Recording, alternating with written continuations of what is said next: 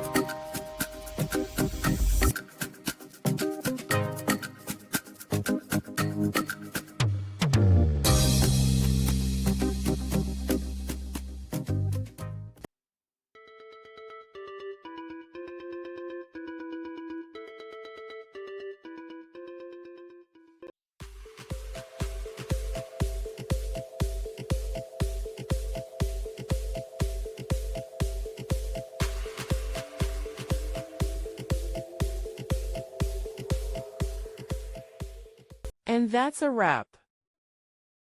I hope you found the answer you were looking for. If you did, take a second to hit that subscribe button. It really helps out. And let me know in the comments which solution worked best for you. See you next time in the debug zone.